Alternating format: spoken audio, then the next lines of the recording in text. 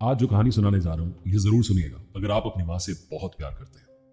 एक ऑथर ने कहानी लिखी है और वो लिखते हैं कि मैं अपनी माँ से बेहद नफरत करता था। मुझे मेरी माँ पसंद नहीं थी क्योंकि माँ एक आंख वाली थी। जब वो स्कूल मुझे छोड़ने के लिए आती थी तो दोस्त मजाक उड़ाते थे। जब मैं थोड़ा बड़ा हुआ मैंने अपनी माँ से मना कर दिया, प्लीज मम्मी मुझे छोड़ने मत आया करो और हो सके तो मुझसे दूर रहा करो। फैमिली फंक्शन में, फ्रेंड की बर्थडे पार्टी में कहीं भी अपनी माँ को साथ नहीं ले जाता था।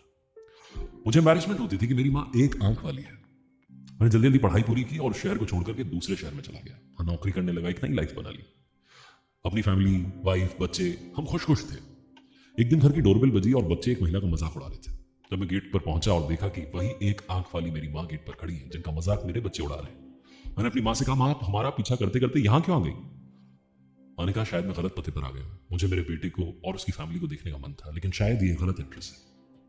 एक दिन मेरे पास अपने पुराने शहर से या स्कूल से एक लेटर आया जिसमें लिखा था कि रीयूनियन होने वाली है, आपको आना है। मैं अपने शहर पहुंचा, रीयूनियन में गया, वहां मेरी माँ नहीं आई थी।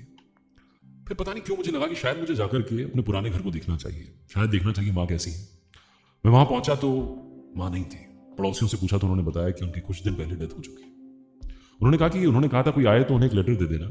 उस लेटर में लिखा था कि बेटा मुझे मालूम था तुम रीयूनियन में आओगे। आना तो मैं भी चाहती थी तुमसे मिलने, लेकिन बीमार इतनी हूं कि शायद मुझे नहीं लगता कि मैं तुम तक पहुंच पाऊंगी। आगे माँ ने लिखा कि तुम्हें एक आंख वाली माँ से हमेशा दिक्कत रही, लेकिन बेटा तुम्हें शायद मालूम ना हो, जब तुम छोटे थे एक एक्सीडेंट में तुम्हारी एक आंख चली गई थी और मैंने अपनी एक आंख तुम्हें डोनेट कर दी थी।